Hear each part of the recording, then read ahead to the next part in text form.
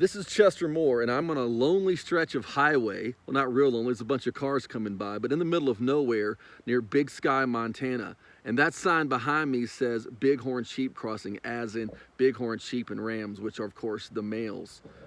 If you look over here, you'll see some mountains, and then over here, you see mountains. Apparently, these sheep move through and cross this stretch of highway. And roadkill is a major problem for bighorns in part of their range. You see that big truck that passed me? They can't stop real quick. So, or someone just coming around the corner, a bighorn comes across, bam, it hits it.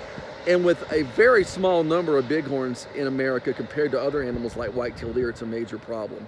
Roadkill is a problem for many, many animals. In Texas, you see tons of armadillos and raccoons and possums, but in bighorn country, it's a problem for bighorns.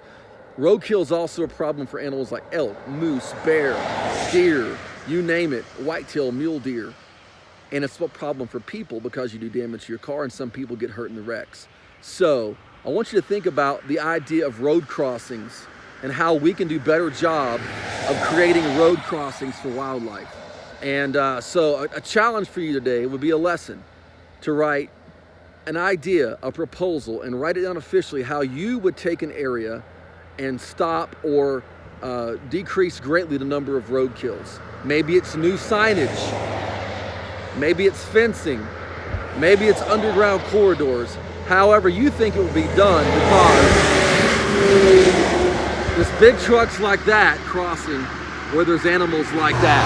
So you can do a good job and maybe even take this idea to your local government and say we can do a better job with putting up signs for wildlife and helping wildlife cross the highways. Because it's a big deal. They're even making underground tunnels in some areas to try to stop roadkill. You can be an agent of change for wildlife conservation.